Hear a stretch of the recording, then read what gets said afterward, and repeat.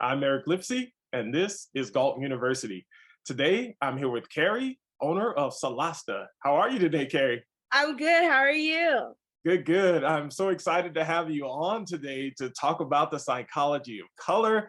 I just think that's something that a lot of people just see colors and they just don't understand why they were chosen and things like that. But before we dive into that, I want to talk a little bit about you and how you came to enter into the marketing branding space.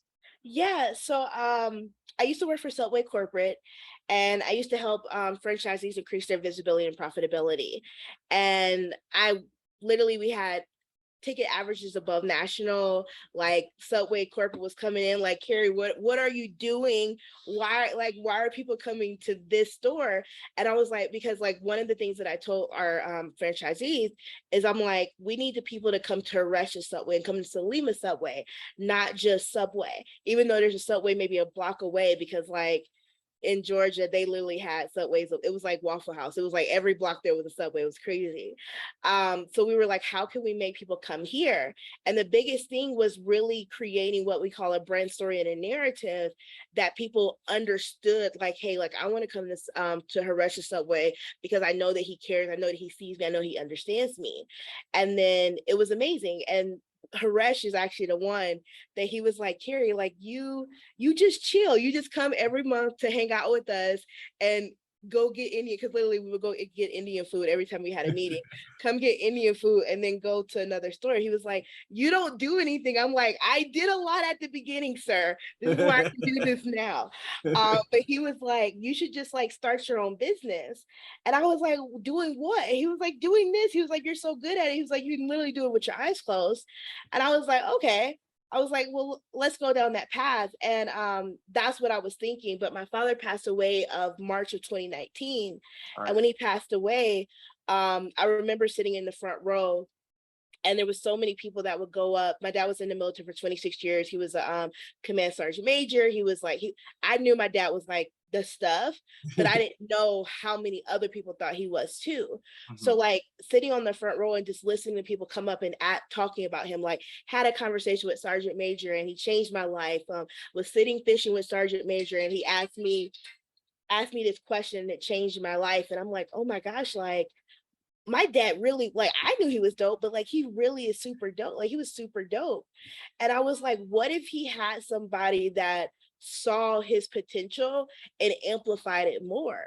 Like how many more lives could he affected just besides the people that were in his ecosystem? Mhm. And I think for me, that was kind of like where my catalyst hit. I was like, I want to help increase visibility and profitability for people who want to make impact and really want to put themselves out there into the world, but don't know how, or don't prescribe to the way that people say that you have to market and have to bring your business. Mhm. So July of 2019, I started the business. And within like I would say 6 months, we had hit our first six figures. And I was like, okay, maybe I have a knack for this. Yes. And and then from there, it's just like it's history. Awesome. Absolutely. You know what? I have to say, I just love your passion for what it is that you do. That was one of the things that drew me. My brother and I came to your class, and that's how we met. And just witnessing your energy and your knowledge and your ability to deliver that information that you were delivering that day, I was like, wow, I have to get her on the Galt University to talk about this. It's just, Yes. Yeah, no, no, it was so amazing meeting you. Y'all are so cool. Y'all are so cool. Y'all are my new big brothers in Denver. So awesome. Well, we're glad to have you. Welcome to the family. game night. Where are we having with the next one? I gotta make it this. All right, all right. We're gonna make that happen though, for sure. For sure. We're gonna make that happen. No, I love it. But All right. yeah, so that's kind of where it started, and then from there, I have a degree in humanistic psychology. So a lot of the stuff that I do in the branding space, I base it off of like Carl Jung's theory of like archetypes and understanding that every human has an innate motivator. So when you're able to tap into that that is really where the magic happens. And a lot of times I tell people, like big brands like Coca-Cola, Pepsi, they have brand psychologists on their team. Mhm. That's why a lot of times where like you'll be like, why am I thinking about Coca-Cola? I don't understand. Because they understand how to create those triggers and Mhm. those tethers to their products by understanding your innate motivators and needs. It's outstanding. Thank you for that. Now, you mentioned branding and marketing, and I know a lot of people get those confused. Like you hear people using marketing or branding or advertising. Could you tell us a little bit about what the differences are between those things, just for clarification? Yeah, for sure. So I always like to say branding is the story that you tell. So branding is a narrative. So it's like, let's say you write a book and you're like, oh my gosh, this book is amazing. It's like, it has all of this information in it. But guess what? When you write the book, nobody sees it unless you actually market it. So marketing is actually being able to put a voice and conversation behind it that pushes that book now and that narrative out into the world, because you can have your brand voice, you can have your messaging, you can have like your content strategy, but if you don't understand the mechanics of how to actually get amplify it and putting out, that it won't ever happen. So that's the piece about branding and marketing. Okay. So it goes together. I always tell people it goes together. Like you have to have both. You can't be like, oh, I'm just going to market my business. Or when people come online and be like, oh, I'm by, or come anywhere, I'm like, oh, I'm just going to hire a marketing team. And I'm like, you can do that, but you're going to notice that you're having to keep testing, testing, testing, testing, testing, Mhm. because you never did that fundamental work of creating the true narrative and story of your brand. Gotcha. Well, thank you very much for that clarification. Much appreciated. Of course. All right. Well, let's dive into the psychology of color. Maybe we could start by talking about why color is so important. Yeah, so I always say that color has energy. And what I mean by that is like when you see certain colors, like you feel a certain type of way, it energizes you, it excites you, it scares you. It gives you like chills. And the reason why it does that is because color has feeling. So when it comes to color, you have to understand, especially choosing your brand colors. I like to say it's a beautiful balance between understanding what you love and then also understanding what truly lights your audience up. So what that means is like you have to ask yourself, I say these are the most important question you want to ask yourself in business and in life. Question number one is, what is the true impact that you want to make? Mhm. And this question a lot of times is the unselfish answer. So normally when I ask people like, hey, what's the impact you want to make? And they're like, hey, I want to make $1 million and I want to be able to like go do this. And I'm like, okay, that's a selfish question. Like that's very selfish because you're not really thinking about why you're doing it. You're thinking about what that you do is going to affect you. Mhm. So for me, I always say, I want to inspire and motivate people to see what's possible when they step into their power and step into their light.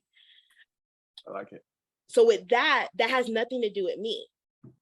It has nothing to do with me. When they step into their power, step into the light, they can do multiple things with that. That has Right. nothing to do with me. So, but that gives me an idea of how I want to show up. And then the next one is, who are the people that you truly want to serve?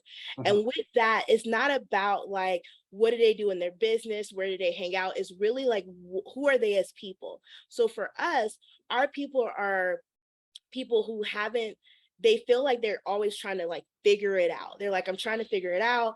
I'm trying to like step outside my comfort zone, but it's a little scary. So I'm just going to hang out in my box. The way that people have told me to do marketing doesn't really feel right. So I'm just going to stay in my corner and things like that. So now I know the impact that I want to make in the people that I want to serve. So then I ask myself, okay, first, what is a color that feels really amazing to me? For Mhm. me, I like, one of my favorite colors actually is yellow. And I'm like, okay, yellow is one of my favorite colors. Love yellow. Okay. What is it? What does yellow actually do? Well, yellow excites people, it makes people feel happy. And I'm like, do I really want people to feel happy? Yes, I want them to feel happy, but I kind of want them to feel energized Mhm. when it comes to like them putting themselves out there. And I'm like, okay, what's a color that still has that yellow essence to it, but then also has that more energetic? I'm like, okay, orange, perfect. Mhm. So if this is the conversation with the Solasta colors, and I'm like, okay, orange, and then I'm like, okay, what else do I want them to feel? I want them to feel safe. I want them to feel like they can trust me and they know that I see them and understand them. What's a great color that's going to really resonate with safety? dark blue. So we have the dark blue. But Mhm. okay, what's a color that's gonna kind of give them a little bit of like calmness, but a little bit of like edginess? I'm like, okay, teal, let's throw that in there. So it's like we threw that in there, felt great to me, but also completed the narrative of the story of me understanding that our people have not truly felt comfortable with the narrative of what everybody told them on social media. So Mhm. they're nervous. They're nervous. They're not sure if they want to make that leap and make that step. Also, we want to make sure, so that means that we want to have some expansive colors. So we have like an off-white color that gives that more expansive feel. But all of these colors now tell a narrative that brings people in. So when they see our colors, they're like, oh my gosh, Carrie, I feel like we're about to get to work. And I'm like, yeah, because I added that orange in there to make you feel that way. Yes. I said that in my content, but now I have the orange to make you feel that way. And then with our personal brand, we have the yellow, but that yellow is there because we want you to feel excited and happy about you making this step in this journey as you step into your own light. So that's our kind of like more of my coaching side. So I Mhm. have those two balances because I like when we're having coaching, when we're having conversation and consulting, I don't want you to feel like you have to get to work. I want you to feel like you have the space to be able to discover whatever we're about to do together. But Great. it's all about understanding those narratives and also realizing those two questions and understanding what is the story that you want to tell when Mhm. it comes to the colors. Yes. I'm getting it as you're talking. I'm thinking when you're saying the yellow, it brings to mind McDonald's and how they have those golden arches sitting above every major intersection where Hmm. they're trying to grab people's attention, and then that color yellow flows with the whole fun. I'm not endorsing McDonald's at all. Don't get me wrong, because I do not like it. but but if you look at how they use that yellow and then they roll that into the play area of their facility or whatnot, Exactly. all of those things you're saying right there, you can kind of see how they use that. Yeah. Yeah, and then a lot of times, like I say, like your colors should always even flow even down to like your background. So a lot of people will tell me, like Carrie, like your background doesn't like feel like you all the way. And I'm like, it's not all me, but the reason why we do it is because I'm a lot. Like I am very much an outgoing woo Mhm. person. Right. So that's a lot for somebody that's literally coming from a place of like, everyone's told me that I need to do this. Everybody keeps telling me I need to do that. I don't even really know what I want to do. Like, if all of this was bright colors behind me, they would be overwhelmed when they came on the call with me Mhm. automatically. So I do a more cleaner background. So now they feel like they can come in and they have the space, the Mhm. expansive space to let out their fears, let out their frustrations, and actually talk true. Yes. See, that's important because it's like you're not just thinking about the way you feel about something. You're thinking about the psychology of other people when they walk in. How are they going to feel? Do they feel relaxed? Like if you go into a massage therapy building, you don't expect to have wild out colors. I would imagine Exactly. you want to see more calming colors Yeah, there. you don't want to have like yellows and bright greens and like more of the primary colors when you go into a spa because all of those are exciting colors. Mhm. All of those excite, they're action colors. You want to have the more muted colors, which is a more calm, relaxing, safe, clean, or expansive colors for you to Mhm. be able to release your energy, release your stress, Mhm. because you can release in expansiveness. You can't release in constriction. Yes. And I even think of like when I go to financial advisors' offices and things like that, where you'll see a lot of grays and blues, where it's like they're trying to indicate something else to you. Maybe it's trust. I don't know if gray has kind of the same connotations that blue does, or Yes, so the thing about gray is very much where people use gray as a way of creating balance and Mhm. balance. It's a great balancing color, and it's all about balancing energy. And that's why I always say color is energy. I say color Yes. energy.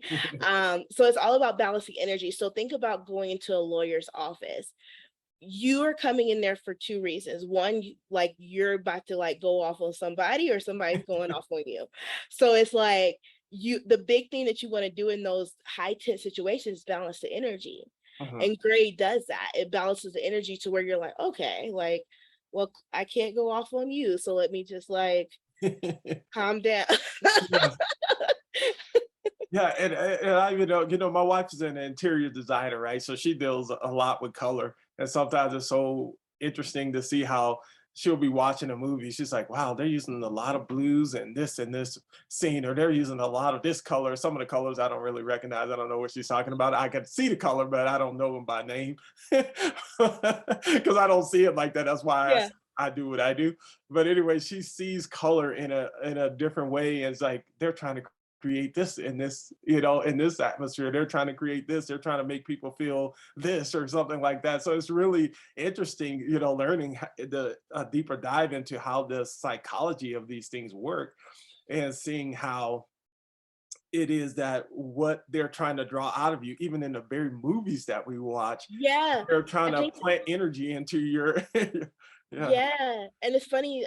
There's a Sex and the City episode where Big paints like his bedroom wall red, and he had just went through like a divorce. He had just went through all this stuff, and he was like he wanted something that like really just like showed action and like power Mhm. because he wanted to finally feel like he had took his power back. Yes. And like that color red is like that sit like that true version of like power force. So Mhm. like even with that one, when I saw it, I was like, oh, like this is a perfect example of like how when you see like these bold color walls or things like that, a lot of times it's a resonating story behind it of Mhm. why that color was chosen. Yes. Talking about the red, that's actually a color I wanted to bring up because you even see this with politicians sometimes, how they'll wear the red tie. And I was told that they're trying to, sometimes it'll be blue and sometimes it'll be red. You don't see a whole lot of other colors. Yeah. And I've heard people refer to the red as like a power tie.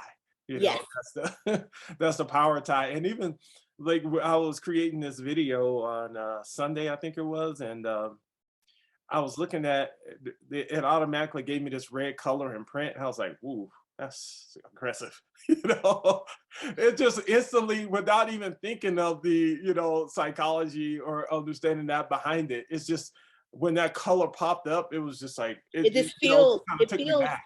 yeah, it just feels aggressive. So a lot of times I tell people, like, because we have a lot of clients that they love red.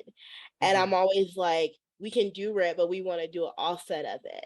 I mhm, was like, because we don't want to tell we don't want to tell that full narrative. We mhm, want power, authority, but we want to have some fun. We want power, authority, and some luxury feel to it. Like mhm, we want to have these things. So it's like, because red itself is very strong. And if you notice, if you go back and you look at the politicians and when they wear their red ties, it's normally when they're going forceful or mhm. something. Absolutely. They're having a strong message, and they want to make sure that message is felt throughout. Yeah. And then when they want to be more of like, uh, I'm a part of the people, they'll wear their blues. Mhm.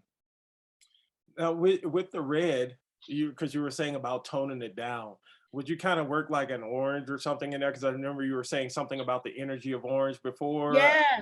So kind of like a lot of times, down. like it's funny, I feel like I have like so much little what other red stuff. So like a lot of times what we'll see is like, so this is a red that we will use a lot, and this is more what I call like a luxury red. Uh-huh. Um Yeah, that doesn't because feel aggressive. yeah, it doesn't feel aggressive. It feels sexy, lovey. It Yes. feels Uh-huh. it's like it has I call it grit. It has grit to it. Like you Mm, feel grit to this one. And then there's another red that we use that has a hint of orange, but it's more like it's like orange and it's like a more of a hint of peach. mm, And that one kind of is that more lighter fun red. And then there's another red that we use that is more it's closer to the brighter red, but it's like a hue off. And that it's crazy that hue off changes the effect of it. Like it feels completely different. And it's funny because one of our clients, her favorite color is red. And Mhm. she was like, Carrie, I want to use red. And like, she's a sales coach. And she was like, Carrie, my favorite color is red. I got to use red. And I'm like, okay, we can use red, but we have to like balance it out. Right. And I was like, who are the, like, I told her, I was like, well, what's it like? Let's talk about the narrative that we're telling. And I was like, who are your people? And she's like, well, a lot of my people are scared of sales.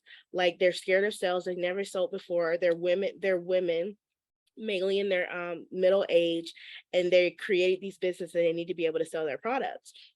And I was like, let's reverse engineer how you would feel if you saw bright red stuff when Mhm. you went on that page, knowing that you're scared. Right. You'd be like, oh no, never mind. Yeah. See you later. Bye, Right. Nay. Right.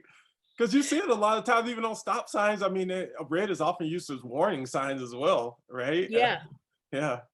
because it's that idea of like quick action. It's a Mhm. very much of a quick action type thing. Like if you think of stop, it's like red stop. Like, okay, I need to stop now. It's not Right. like I can stop later. Like Mhm. I'll stop. It's not like a let me stop a little bit and go. Because guess what's gonna happen? There's gonna be the people behind you with the red and blues to tell you to stop. Right. Absolutely. Yes.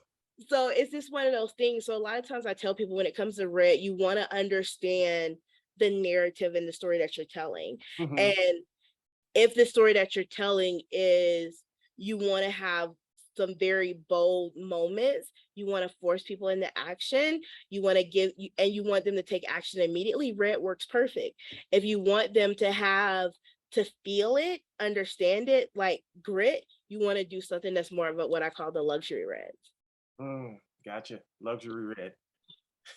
That's that. I mean, these things are so important. It's just, it's something we're not really, or I don't think anybody ever really teaches this. And if we don't understand it, then we go about picking these colors because it's our favorite, not knowing that we could be detouring the very people we want to serve by using them. So that, Yeah, and even down to like where I think like I it's typography too plays a huge part in it, because a lot of times like I'll have somebody that will be like, yeah, Carrie, like I want people to to feel safe and feel understood, and I want to create like a really peaceful environment. Like when they read my copy, I'm like, cool, love it. And then I'll go on their page and everything's bold, and I'm like, I'm not telling that story here. this is And not they're that. I was Yeah. like, this is not that. You're yelling at them. You got all these bold, like uppercase letters, like you got the big exclamation points, you got all this stuff. Your copy reads beautiful if you read it, but like just the first thought of seeing it, I'm scared. Yes. And they're Uh-huh. like, well, Carrie, what should I do? I was like, we probably want to bring some serif fonts in, maybe do some softer, more lightweight sans serif fonts. And then she's like, oh, okay. And then we do it, and they're like, and then all of a sudden people are buying, and she's like, Kira, I just changed my fonts. I didn't change. I was like, isn't that crazy how that happens? Oh yeah. I mean, those things are so amazing, just how they affect the psyche just that much. Just changing something so simple can make that big of a difference. Yeah, and it all goes back to those two questions: the impact that I want to make and the people that I want to serve. And a lot of times people, when they think about branding, they think about visuals. They think about, oh, I'm gonna I want to do this and I want to do that, and this is my favorite color, and I want to take these type of pictures. And it's like, that's great, but if you are trying to create a business where you're bringing in people, you have to understand the impact that you want to make and the people that you want to serve Mhm. before you even think about the visual representation of that. Because the first narrative has to be told with words, with understanding, with messaging, with transformational shifts, with understanding what stories that you're going to tell that actually create these tethers to them. And then after that, then saying, okay, now what is the visual representation of this narrative that I created? That's when the colors come in. But a lot of times we forget that, because that isn't what was taught Mhm. for so long. For so long, everybody was like, oh, let's just get to the logo. Mhm. Right. Right. Yeah, and even the logos could have the wrong colors. And Yeah. it's like, oh yeah, it's a cool logo, but the wrong color. I remember I had this logo once, and this guy said, "You know what this logo reminds me of? Nazi Germany." And I didn't even think it was some kind of a bird thing, and but he was like, just looking at it, just I couldn't get past that. I didn't hear anything else you said after I saw the logo. Yeah. And then it's too of like just being able to like bring people in like and then some certain colors just don't convert either. Mhm. Like some certain colors, like purple's a color that doesn't convert. It's not a converting color. So if you have that in your brand, you want to be able to understand what other accent colors that you can bring in that's going Mm, to convert better. We have a client that she has purple, but we have some dark blues and other things that really tells a narrative yeah, that now converts. But when she was just thinking about going straight purple, I was like, well, it's going to be a hard sell. yeah, yeah. I mean, it's so important to know things, and if you don't understand, you just don't understand. You just know you like the color purple, and but Like it's my color, yeah, for sure. right, yeah, it's like, yeah, but it doesn't work for what you're trying to do. Yeah, it does. Yeah, it doesn't work. Oh, Yeah, like, so let's rethink this. Yeah, right. and a lot of times I tell people like when we create a brand based off of those two questions and then create a visual representation, you don't have to go back and rebrand 6 months later, a year later, 2 years later. Of course, there might be some tweaking or elevation to like some of your assets, but your colors and stuff don't have to change anymore because now your narrative is going to stay true. It's going to keep you in a line with your content, your messaging, your offers. Everything now is aligned, and your colors and your brand aesthetic, because now you're actually speaking to the story, right? Because we've like, even for us, like we've tweaked we've kind of removed our orange and kind of made it more of a accent color and brought the teal up because we aren't trying to do so much like work in the agency side. We're trying to do more of bringing people over to consulting and working with people based off projects. So we want people to feel the fun and peace in that, and Yes. understand like, hey, if you get like, because we don't work with everybody in the agency, so it's like if you get picked and we say yes, like you're gonna work with us in the agency, like you're gonna be like, oh man, this is about to be a fun experience. Like I'm about to have we're about to kill it. So I want to feel that, but like the orange is still there, but it's not as prominent as it used to be because now we're still telling the same story, but we're tweaking the emotions that people feel around it. We don't want everybody, because when we had the orange, people were coming a little bit too much. They were like, Mhm. oh, we about to get to work. I'm like, no, we don't want you to work right now. Okay, let's switch. I don't like saying no to too many people. Yes. So that is really, really great stuff. Is there any, those are all the questions that I had, but I didn't know if there was something I might have missed that you want to present to the audience or What else? I feel like I do so much. I feel like I do so much all in my space though. I'm very much like I'm very niche down, but I very much do a lot in our space. yeah. We can Um always have you back on again to yeah, talk yeah, about let's do this some. because I love your energy, I love your knowledge and how much you have. You bring so much value to the table that I can totally see why you were able to get things ramped and moving forward with your business pretty fast because I can see the value in what you offer people for sure. So Thank you, thank you. No, yeah, I would love to come back. We can talk about more about brand psychology and understanding like innate motivators. That's one of the things that is really big that we talk about with archetypes and understanding how to actually identify your natural ideal clients by okay. first understanding who you are Okay. innately. Well, we're gonna do that. We're gonna set that up and we're gonna make that happen for sure. Yeah. So Well, yeah. thank you again for your time. Before we leave, though, I want to make sure that people know how they can get in touch with Solasta and hire you guys to help them take their thing to the next level. Yeah, so you can go to solasta.digital/links, and that takes you to all of our links, any of our free downloads. We have a quiz on there, which is our brand soul quiz, which really talks about the innate motivators. And we also have some stuff about different color theory, as well as some color palette ideas as well. Awesome. Well, thank you again for your time. I really appreciate you coming on today. I'm excited about this information. I'm a student of psychology. I'm a lifelong student of psychology as well. So yeah, I'm excited about the information. I can't wait to even watch this video again to see if there was something I heard but didn't really pick up. So thank you again. No, for sure, this was amazing. Thank you for watching. Thank you for sharing. Until next time, this is Galt University.